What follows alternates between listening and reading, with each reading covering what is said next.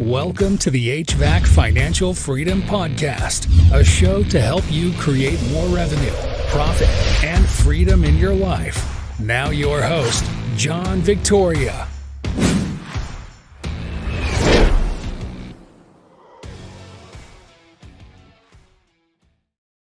Hey, and welcome everyone to the HVAC Financial Freedom Podcast. Just a quick note before we start. I'm a little bit under the weather, so I won't be as high energy as I normally am. But I think that regardless, we're going to have a great conversation with our guest today, Denise Swafford. And so for a quick introduction, Denise, she joined the P1 Service Group to support P1's partner companies and help them achieve their personal and professional goals, desires, and dreams. And she has a very vast background in the industry, and she offers coaching, accountability in all aspects of business, whether that be operations, sales, marketing, call center, dispatch, and finances. And throughout her career, 35 years, she's worked with thousands of home service business owners.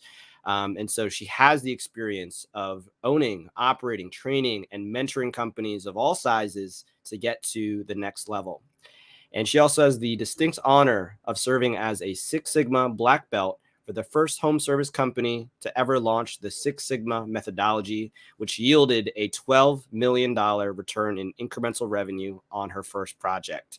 And so if there's anyone who can provide advice, resources, education, and help to get you to the next level, that will be Denise. So really excited to have you on, Denise, and welcome to the podcast. Well, thank you, John. Thank you for having me. I hope you're feeling better. You're still high energy to me, and I am so excited to be here with you today.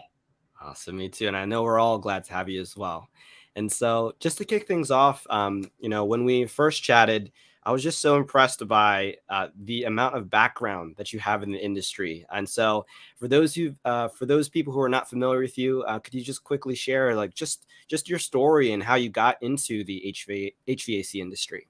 Yeah, I would love to. So I got started in this industry probably a lot like a lot of people did. I got started by somebody that claimed to love me, right? It was my dad. My dad owned an air conditioning company in a little town in Florida, Fort Walton Beach, Florida, up in the Panhandle, close to Destin. A lot of people have heard of that.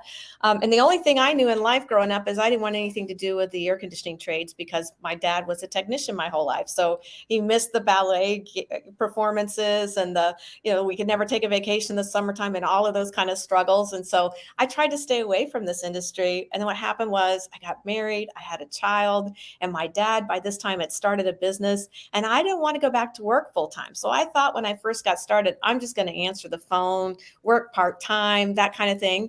I did that. I started in his converted garage of his home. I had my playpen right next to me with my daughter in it when she was an infant. She's now grown and has children of her own. But I started off just answering the phone, dispatching some technicians, sat back and started watching some things that were going on in my dad's business that I thought, I don't know for sure, but I think there's probably a better way to do business than some of what I was seeing him struggle with. And so I rolled up my sleeves, went to work, was very fortunate in my career that was able to eventually buy into that business with my dad. So he was my business partner as well as my dad, worked with my husband as well. So understand all the family dynamics, had a brother in the business for a period of time. So understand all of those family dynamics that goes on in a business. But then back in the early 1990s, John, our industry started going through consolidation for the very first time.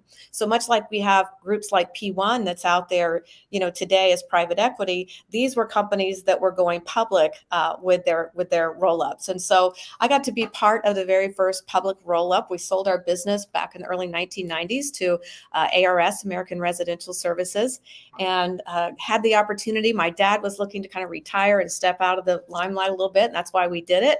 And I was looking for the next challenge, in my career. By this time, I was running the day-to-day operations and stuff. So after I sold, had the opportunity to become a regional sales manager in Florida. So I had 12 locations there, about $55 million in revenue, 35, I think, salespeople running around, overseeing call center side of things, the design consultant side of things, the marketing side of things. That was a lot of fun. And then, like you said, our company decided to launch Six Sigma. And Six Sigma is really all about process improvements. For those of you that aren't familiar with it, Six Sigma actually stands for things that run 99.99% defect free. And so we launched this thing in a retail service environment. It had been done, started originally by Jack Welch and GE, and it had been done in a lot of manufacturing environments, but up until that time, never inside of a service company. And so my first project was a project where I was looking at, how do we improve our no money trips? And so that's the project that I was able to work on, and we implemented a solution that yielded our company about $12 million in revenue. So that was fun. Did that for a while. And then from there, I got the opportunity to get on the training side of the business. And so I started with Clockwork Home Services. Jim Abrams was one of my mentors, original mentors in this business. And so he had his location in St. Louis. And I took a position there as their training director of Success Academy and taught frontline communication classes there, built some classes, those types of things. Found out I loved the training side of the business. And then from there, Jim started the franchising business. The only thing about Success Academy was it was in St. Louis, and it gets cold and snows there. And I'm a Florida girl. So when Jim started the franchising division, it was based in Sarasota. So I was like, yes, I'd love to work out of Sarasota again. So wound up moving to Sarasota and was the vice president of franchise operations there, and stayed there for quite a long time till they actually exited and sold to the utility company. And then I was one of the first 4 business coaches at Nexstar. So I did that up until my dad got really sick, took a step back from that. And then had the opportunity. I thought I was kind of done with the industry. It took me a while to find my passion again. And then I got back into things with training with another organization, and then found my way here through my relationships with Nexstar to P1 Service Group. And I'm back on the private equity day-to-day operations side and just having so much fun. Oh my gosh, that's amazing. And I know that everyone who's listening, there's some part of your story that they can relate to, whether it's the family or whether it's the consolidations or whether it's, learning about the marketing. And it's really the breadth of your story. It's absolutely phenomenal. And so I guess the first question I want to ask you is that you've seen businesses at all types of levels, and there's so many types of businesses that like there's people who are sub 1 million looking to finally cross that 1 million in revenue who listen in. There's people at the 3 million and like, I'm trying to get to 5 million, but I can't find good people. This, that, and the other. And then people at the 5, how do I get to 10? And so because of the breadth of your experience, I'm just curious, like, what are some of the problems that you notice at each of the levels of revenue when the HVAC company is trying to scale themselves up?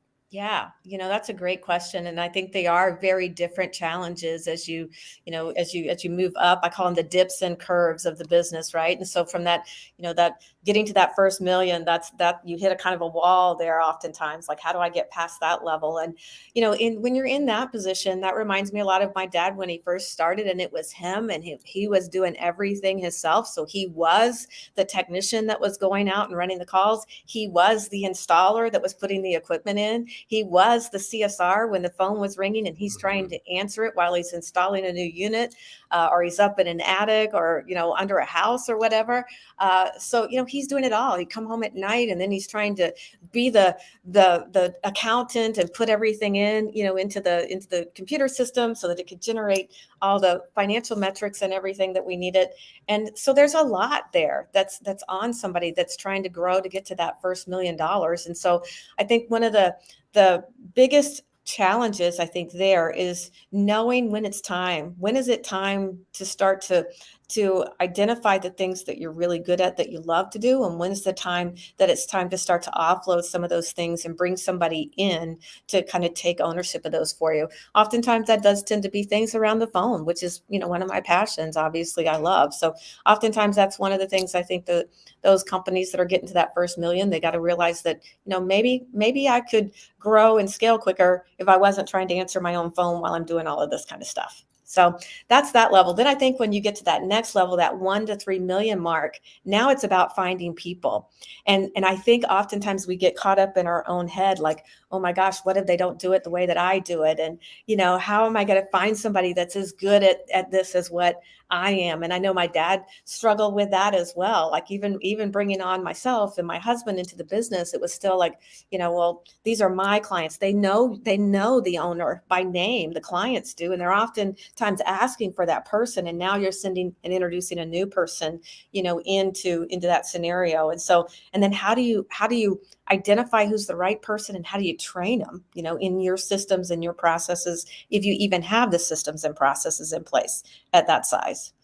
And then when we go to 3 to 5, now it becomes more about, I got to not only like develop frontline people, but now I got to start thinking about managers that are going to help me grow and scale my business. And how do I, in my leadership, develop those people around me? And so your leadership, I think, really starts to shine, as you start to get into that, $3 to $5 million mark. It's all about your leadership and how well you are at leading and developing other people around you, so that they can manage and inspire those frontline people now to deliver that world-class service experience.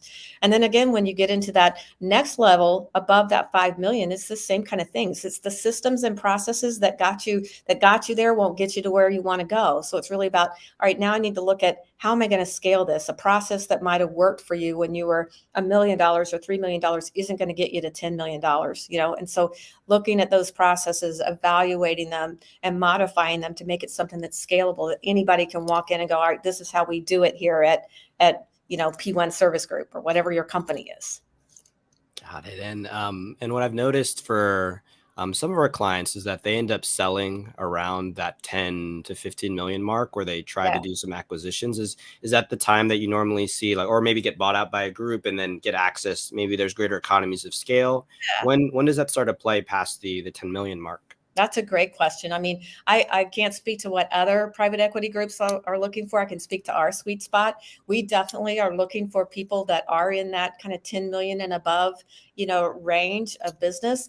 And we're looking, usually what the people that are selling are looking for is they recognize that they may be a $10 million business today that's really got the potential to be doing 30 or 50. They just need some economies of scale. They need some better buying. They need some systems and processes. They need other mentors that have been there before them and done that, and that are already at that next level. And so, I always like to say, I like to be the dumbest person in the room. I want to be surrounded by those people that are already at that next level and playing at that next level. And so that's what we look for. We look for people that, they still love the game. They want to be here. All of our market area leaders that we have here at P1, they're all still doing this with us every single day. They're still running their businesses. They're just doing it on a much higher level now, and for a larger end game. Wow. I love that. And I'm just kind of imagining that. So it sounds like in the beginning, it's more, I got to be able to lead myself, Yes. sub 1 million. Then it's like, now I got to lead my direct reports. And then after that is like, I need to lead other leaders. Then Yes. after that, it's potentially, can I potentially humble myself and get access to a broader network of folks and mentors, because I can't by myself go from 10 to 30 or 50 or whatever that is. Maybe as quick as they want to do it. Yes. We can help them get there a lot quicker. Yes. And maybe that's another question I want to ask you on, because you've been involved heavily as a coach and a mentor. And what is your perspective on having a coach and mentor as part of that growth process? Because there's two types of people I run into. Like there's some folks that have stayed at the same level for like over a decade, like nothing has changed. And I can't say why that is, or maybe that's their goal. And then I notice people who have coaches and mentors, and it's just, I don't know, rocket ship growth. And so from your perspective as a coach and mentor, like what's your perspective on that role in the growth of the company? Yeah, that's a great question. I think that there's some people and their goal, and they're comfortable at running, their business where they're at today. Not everybody has the aspirations to want to run a mega, a mega shop or mega location. But, at whatever level of the business that you're in, and I've been very blessed in my life that I've been able to have some really great mentors in my life.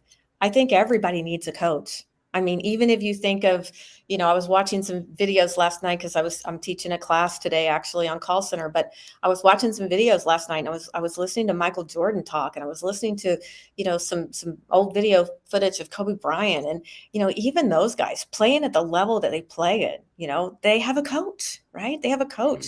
They have somebody that they can go to, that they can get advice from, that can help them perfect their game, and I think that's what it's really all about. I love knowing that if I picked up the phone today, a lot of my mentors in my life, I still talk to them almost on a daily basis, and I can call them and say, hey, I've got this going on.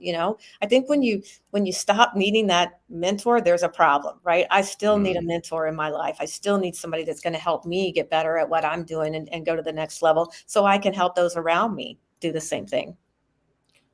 And for you, like, how does one select the right mentor, right? Because or right coach, because there's Yeah. lots of people who want to help, but can Yeah. this person take me to where I want to go? How would you advise someone who's looking for that? Well, I think there's a couple things that I always looked for. First of all, was my core values, and does my mentor's core values align with mine? Are they in alignment with their methodology on how they want to grow and scale a business, and does that line up with mine? And then I looked for people that had done it, been there and done that. That's walked the walk, that know what it's like. When you're talking to a technician that needs advice on something, or you're having to figure out, well, how am I going to make payroll this week? I want somebody that's walked those challenges and that knows how to navigate those. How am I going to find great people to add to my team? I want people that have found rock stars before, that's going to be able to talk to me about, this is what I did, this is how I found people, and this is how I grew and developed people. Got it. So two threads I see there. So it's making sure it's a core values fit, and then someone who's actually done the thing that you want to do. Yeah. Not someone who's all book knowledge. Yes. So love that. Um, and so yeah, I guess. And I guess the other thing too is so as you're going through the different levels, so sub 1 million to 3 to 5 to 10, is it always the same mentor that you have, or do mentors change over time, or I think how does that process work? I remember, getting involved in my dad's business, and we were, like I said, we were less than $1 million when I started in this industry.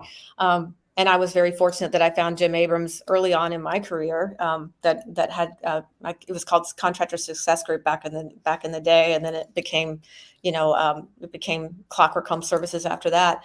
He was able to be a mentor of mine that guided me through the entire time. I've had other mentors in my life that, and I think that's because Jim's walked it at all levels, right? And I've had other mentors in my life that they were there for a season in my life. They were there to help me, get to a certain point, but then to be able to get to the next level, we came to an agreement that, all right, I don't know that I'm the right person to get you to that next level of where you're looking to go. So I think there can be some of both, some that can walk the journey, and some that you might outgrow eventually, or they might outgrow you, or whatever the situation is. And that's completely fair, right? Different seasons of life, and yeah, it just depends on where you're currently at, and how far someone can take you. Yeah, if someone's walked the full journey, then sure. But if someone's only walked a small piece, that's fine. Yeah. We were a part of each other's lives for that time. So Yeah. great. And so with that, so we talked about coaching, we talked about the different levels, and when things go right, like what does that look like?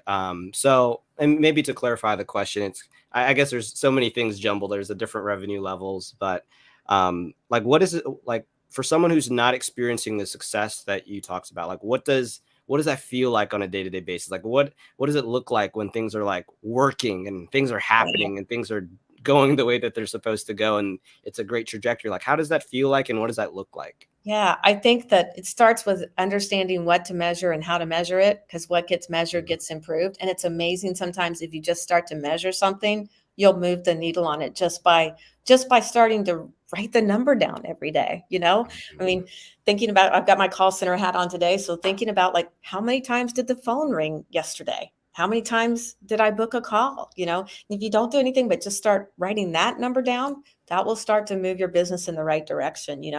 So, and then once you get that number and you figure out you can track that, then it's kind of contagious. Like, what can I track next? I bet I could track this, or I bet I could track that. There's all kinds of metrics in this business, and it really is a pretty predictable business model. I mean, We kind of know when weather is going to hit us. We kind of know, as you've been in business for a little while, you'll kind of get your revenue seasonality mix of when revenue typically happens inside of your company for your demographic marketplace.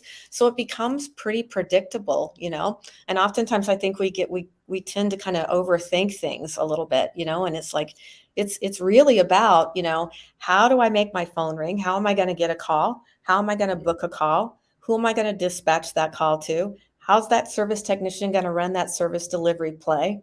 How are we going to, if we flip a lead over, how are we going to send a salesperson out? What's the installation process going to look like? How are we going to account for the call? How are we going to ensure the client stays with us forever? And then it starts all over again. It's pretty much a simple, repetitive wash, rinse, repeat kind of thing, right? And so I think it's paying attention every day, just to the little things. I told somebody this today, actually. Little hinges swing big doors.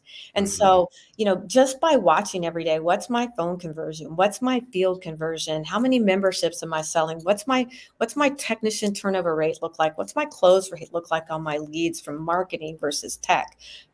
All of those little numbers, they tell a story, and being aware of them and kind of coaching to those metrics every day to your team is, I think, what gets you from one level to the next, what gets you through the dips and curves. I love that. And yeah, there's so many numbers that you can possibly track. I think one potential thing someone might say is like, oh, I might get overwhelmed with the total, all these numbers. Yeah. I'm not a numbers guy or a numbers gal. In terms of prioritization, so you mentioned a few key ones. Like, if, let's say, we're at the leadership level, we're designing a scorecard, like what would be 4 to 5 like key KPIs that would help someone understand the health of their company? Yeah. I mean, there's so many of them, right? So I think I call them proactive KPIs, and then there's reactive KPIs. And so the proactive KPIs, it's really about, we live in a land of conversion. So I want to know, what's my phone conversion? What's my field conversion? What's my average sale? How many memberships have I added to my base, or lost? What's my net gain in my memberships? And, what's my technician generated lead performance look like? And so those are really kind of the 5 on the proactive side. If I had to just pick 5, there's more we could talk about, but those are kind of my big key revenue drivers.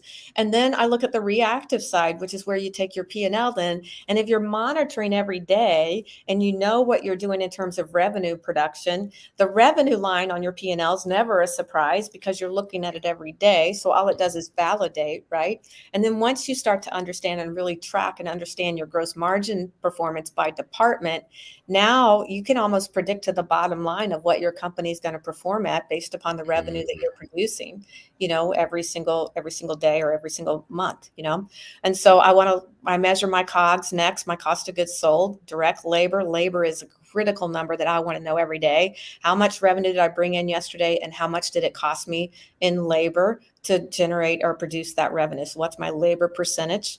It really should stay a pretty fixed percentage depending on, the revenue that I'm producing. And then, we call it the big 5, my big 5 overhead numbers. What are those numbers looking like? And that ultimately leads to a bottom line. Got it. And are there key ratios that someone should keep in mind? So like for COGS, net profit, I think COGS, net profit and top line, are there certain ratios that someone should stay within? It could depend on market. I think a lot of it depends on the mix of your business. Like, where is your business coming from? Is it commercial? Is it residential? Is it HVAC, plumbing, electrical? What's the core competency there? You're going to have a little bit of variation, which is why you really need to track your gross margin performance by department or by your line of business there, so that you can see, you might look at an overall number and think maybe I've got a labor problem, for instance, and really when you dig into it, maybe your install department is performing abundantly well and you've got a service challenge, or vice versa. And so that's why you need those departmentalized to the gross margin line, so that you can dig in and peel the onion back a little bit. And then my take on benchmarks and targets is, yes, there's some that are out there, general rule of thumb, I'd love to be 50% or above on my gross margin, but really inside of each one of those, it's a little bit different in each one of those departments and by your trade. But really, my take on industry standards is they're great and they're nice to know and it's something to shoot for. But man, all I really want to know is where am I at today and what are my opportunities to get better tomorrow and the next Mm, day. And I measure it's like the game of golf, right? I don't know if you play golf or yeah. not, but it's really a game against yourself. How do I be better tomorrow than I am today? Mm, that's beautiful because right, it's you can only control what's within your control, right? There's this benchmark, but if I have no path to get there this moment, I just have to focus on what can I do? Like, can I add additional 1% here or there? Yeah. Maybe it's pricing or whatever, just Yeah. what's within my sphere Yeah. versus 1% movements are huge in a margin, right? 1% moves here or there add up. yes, love that. And I know that you did a lot with Six Sigma. So how did learning Six Sigma and implementing, how did this change? So you talked a lot about the KPIs and numbers and process. How did this change a lot of what you've been doing in Yeah. the past? So that's a great question. My Six Sigma experience, when I first got asked to become a Six Sigma black belt, which at the time I used to say I couldn't break a board if I had to. Now I can actually break a board because I was with another organization that breaks a lot of boards.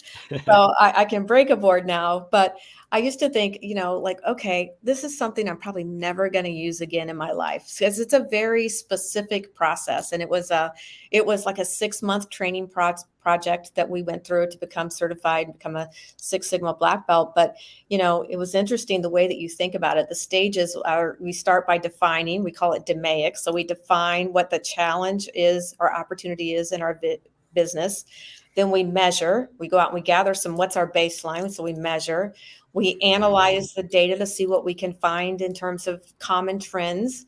And then we put in solutions to improve it. And then we put in ways to control it and make sure we continue to get the momentum out of it. And that's what DMAIC stands for. So my first project that I spoke about that gave that $12 million, it was specifically, how do I reduce no money trips? So we went out and we gathered literally from our locations that we had, we gathered hundreds and hundreds, almost 10,000 or more service episodes that we looked at across our company. And then we started like dividing all of that to figure out like, all right, is it a type of call that we're getting that's causing the no money trips? Is it a particular area of the country that's causing it? Is it a particular day of the week? What were the commonalities that we found? And we did find something that was statistically significant that was driving our no money trips. You want to know what it was? What is it? Okay, so what we found was when we analyzed these tens of thousands of service episodes, we found that statistically significantly higher Friday afternoon after 3 p.m., our top 25% producing technicians no money tripped at a higher rate than any other time. Why do you think that is? That means close to the weekend. Close to the weekend, and they were performance pay, and so they had made what they wanted to make, and they wanted to start their weekend, right? And so Ah, even though we knew that that was what was going on, and we started looking at, well, uh, what can we do to improve it, and how do we address this now that we kind of know it? So they were kind of, I don't know, for lack of a better word, blowing off those calls at that point in time, right? So we came up with a really simple solution that we put in place, and that's what really moved the needle for us. And the solution was simply this: anytime they went to close out a call with dispatch and there was no money associated with it, they had to pick up the phone and call their manager in front of the customer and say, hey, I'm here with John. This is the situation John's having. This is what the options that I've given him. Is there anything we can do to earn their business today? And the manager would then say, well, pass the phone to John. Let me talk to John. So John would get on the phone then and along with the manager and say, I've got Denise out there. She's there. What's holding us back from doing business today? And oftentimes it was something really simple. It was like, oh, I didn't know you offered financing, or maybe it was like, oh, well, I don't have enough time today. And sometimes it might be the price. But then our managers could look at their capacity and go, all right, how badly do we need to do something with this call today? They could make an educated decision then on what they wanted to do. Is this a call we want to take today? Is this a call that we want to, maybe we do a little bit of a concession with the customer, but we get something in exchange. Let me put you on my standby list, and we have a day that we're going to be in your area. We'll come and take care of this for you. But that's what drove the results. And that's how we picked up $12 million in incremental revenue.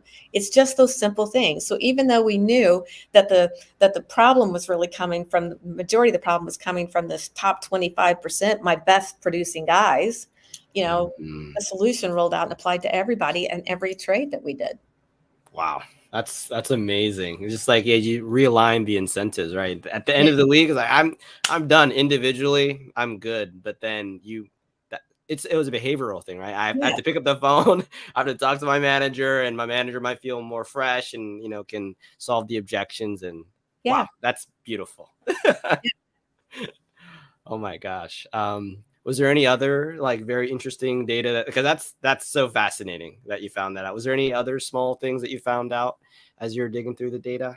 Yeah, well, I mean, I think we found out one, when we first started looking at it, we thought that we were only going to look at the plumbing side of the business. And then when we kind of stumbled upon what we found, we started looking at the HVAC side and found the same thing. And so it was like, okay, a simple solution, when we had a list of things we had thought about trying, and we tested a couple of different things, but the thing that stuck was just they had to simply talk to somebody, and I think that speaks to our business. Sometimes we think about, how do we, we overthink things sometimes. And the answer is so obvious in front of us. Just talk to the customer. Yes. Talk to them.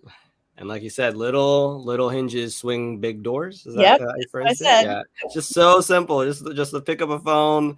Oh my gosh, that's incredible. It was a fun project, that's for sure.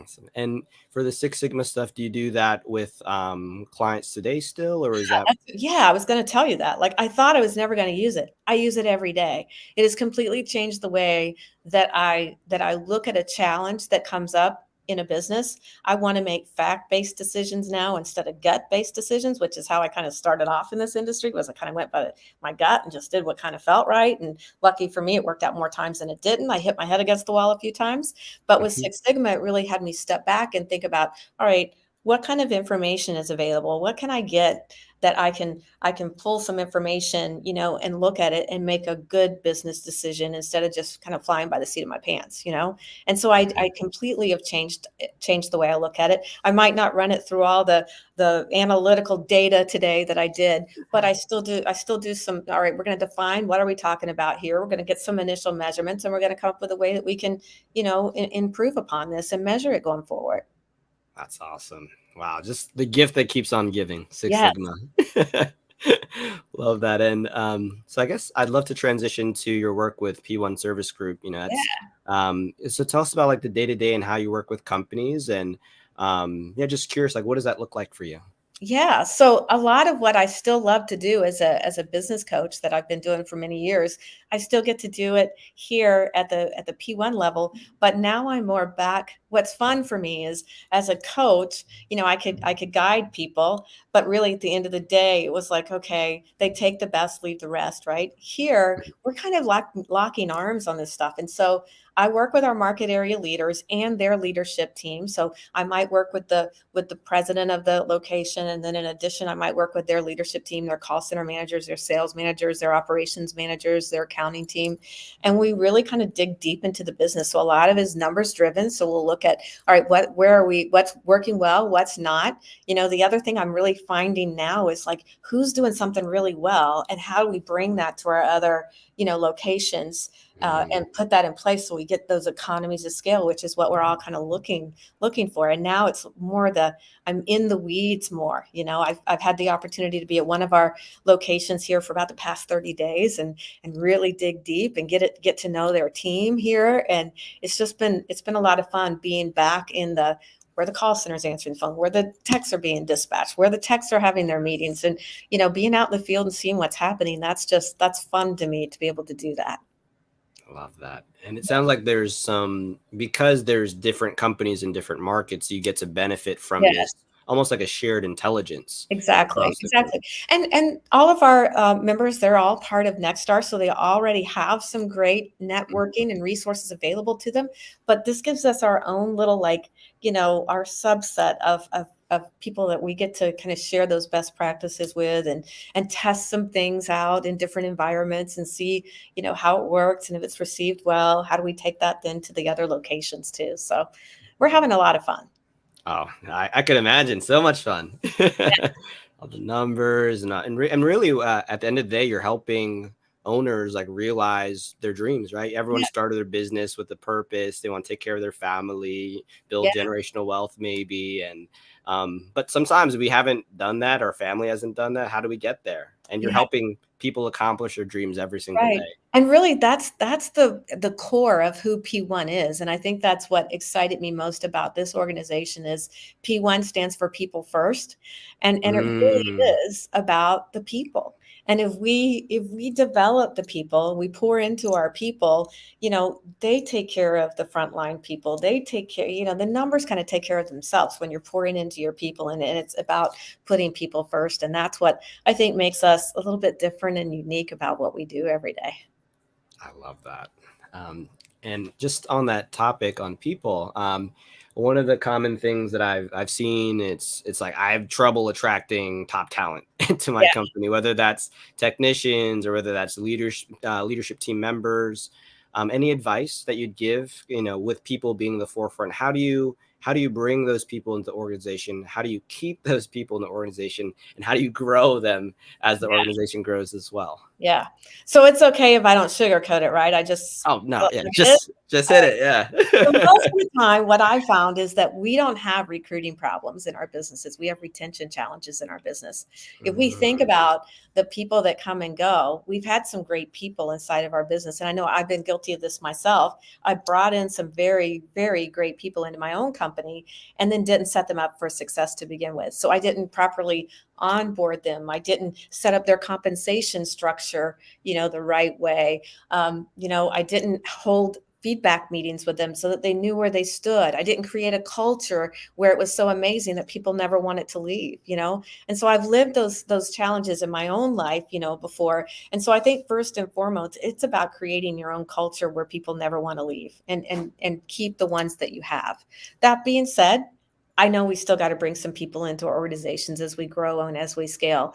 And I think it goes to you got to always, always, always be recruiting. You got to be recruiting everywhere you go. You see somebody that you get great service from, hand them a recruiting card, hand them a card that, tells them mm, how to get in touch with you, takes them to your landing page, have a QR code on it or something where they can go and learn more about your organization, maybe see a video of your employees or you as the owner talking about, your company and how it serves the community and how you take care of the families and that kind of stuff. That's the stuff that I think, people want to see. People join, organizations, they leave leaders, right? So if we have retention challenges, we need to be able to look ourselves in the mirror and say, all right, maybe I'm part of the problem here, right? And fix our mm, capabilities first. But it's always looking. And I think that the more you can develop your own people, and grow your own to some extent, man, you get to mold them how you want them. And mhm. so I have a friend of mine runs a very large, successful company, and he told me he hasn't hired an experienced technician in 14 years that he's went out and recruited. Now, there's been some that have come to him that he's hired, but none that he's gone out and proactively went looking for in 14 years. He has a training program. He puts them through his training program, and he's constantly, constantly grooming and growing people and developing them. Wow. That's amazing. So takeaway is, be proactive. Like if you're at the restaurant, you're at a drive-through, you got great service. Hey, here's a card, check us out. Um, and having a training program. Yeah. I think for those who don't have one, that could be very intimidating to build, but it sounds like it's paid such dividends for your Oh, friend where it's, yeah. it's wow, no proactive recruiting needed. And the thing is, John, with technology today and the things that we have at our fingertips, training, even technical training is, it's still something that it takes time to do, but you have some great technical training resources that's out there in the marketplace today that you can even do them online, or you can send people Mm, away to different technical training schools. And so I would do that a lot with people. I would take them. They were mechanically inclined, great communicators, was going to be a great culture fit in my company. I'd send them off to a technical training school. They'd come back. They weren't going to be my most technical guy, but that's where your dispatching for profits comes into play. You don't want to put them on mm. your most challenging things. You want to put them and set them up for success and groom them along the way and give them very clear guidelines of what the career path looks like. I think that's another important thing is you got to have a career path. Your people need to understand when they join your company today, where can they go to? What's the next level look like for them? And specifically, what do Mm. they have to do to get there?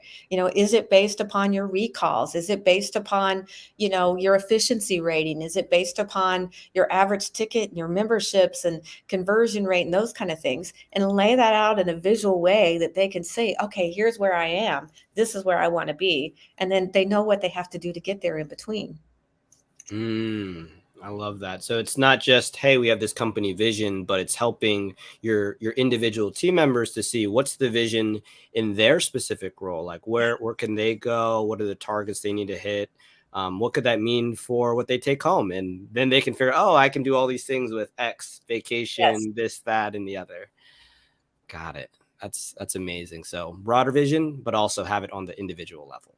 Yep. Got it. Absolutely. Okay, so love that. And so with that, I know that we had talked about an optimization tool that I thought you might want to get folks connected with that. But could you talk more about what that is, the Yeah. purpose of it, and how it helps companies? So we have a tool here at P1 that we use called an optimization tool, and I'd love to share it with any of your listeners that wants to take a look at their business, from a little bit of a what if scenario. And so what this tool does is we're able to put in some key performance indicators. So we look at your call volume. We look at your phone conversion, those revenue drivers I talked about, your average ticket, your conversion rate in the field, how many leads you turned. And what this tool does is then it says, all right, based upon your current numbers, this is what your financial performance was for the month. And then it's got a column that says, what if? And so we put in there, what if I'm able to take my phone conversion from 82% to 85%? So just three points better. What if I'm able to do that? What if I'm able to increase my average ticket by $10? What if I'm able to increase my, conversion rate by 3 points? And so we put these little metrics in here and just show, just by moving the little revenue drivers, right? Your Mm, revenue levers, if we just move those just a little tiny small bit, what would your business look like going forward? And so it's pretty eye-opening because oftentimes what I see is on the low end, even a well-oiled machine can usually get probably another 30% improvement in their revenue just by one or two numbers. I've seen some companies, man, just by moving some key numbers in their business and staying focused on those, they're able to grow their business double what it is today. So it's pretty eye-opening when you walk through that with your team and they see, man, with no additional call volume, by the way, just doing more with the calls we already have. So wow. I'd love to offer that to any of your listeners if they want to reach out. I'll give you my contact Sure. information here and how you get up with me. You can just send me an email and I will be happy to send you what I need to put it together. And then I'll put the tool together, send it over to you. I'd also be willing to, if you want me to take a quick look at any financial statements, I'll just take a quick peek and I'll give you 2 or 3 things that I see that you might want to focus on. Maybe it's cleaning up your chart of accounts. Maybe it's departmentalizing. Maybe I see a number that's jumping off the page. So I'll be more than happy to do that, as a thank you for having me on your show today and just for your listeners as well. That's amazing. And what's your email and the best phone number if you'd like as Yeah, well? absolutely. So my email is dswafford, and that's DSWAFFORD at p1servicegroup.com. D Swafford at P1, the number one, not the spelled out one, the number one, P1servicegroup.com. And my cell phone number, I'm happy to give that to you as well. It's 941-586-2042. Be happy to answer any questions. Awesome. And such a generous offer. I mean, that's incredible. Just like quick look and really, like you said, those small hinges, right? Just that 1 or 2 tweaks could, mean, I don't know, doubling your profits. Yeah. I mean, actually, very similar situation. We did a optimization exercise. We doubled our profits with no additional leads. I was like, oh my god, like this is Yeah. nuts. So yeah, it's very generous, and please, everyone, take advantage of this offer. Reach out, check out the optimization tool, and yeah, get some feedback on how to take it to the next level. And so with that, I think we're closing in the end of the episode. So I wanted to one takeaway. Like, what would you say is the one takeaway that people should take from listening to this episode? Wow. I think the one takeaway for me is just, how important it's the devil's in the details, right? And so sometimes we get We get caught up on bigger things where really it's about, like I said earlier, how do I get better at booking a call? How do I get better at running a call? It's those little things that we do, that really kind of get us to that next level. Devil's in the details. Mm-hmm. Yep. Pay attention, everyone. Awesome. Well, Denise, thank you so much for being on the podcast. This was really fun. And I think you shed a lot of light on the vision for folks, like whatever level they're at, like what does that next level look like? What are some of the problems that they'll face? And I think the great thing about knowing what problems are ahead is that you're not surprised by them. Yeah. And knowing that, there's the value in mentorship and guidance and a coach to really take things to the next level. So thanks so much. Any parting words before we jump off for the day? Just thank you again for having me. It's been so much fun. I've enjoyed it. Thanks, Denise. Appreciate it. And thank you all who are listening in. So that's about it. Thanks, everyone, for your time. Definitely reach out to Denise, and we will catch you on the next HVAC Financial Freedom episode. All right. Take care, everyone. Bye-bye.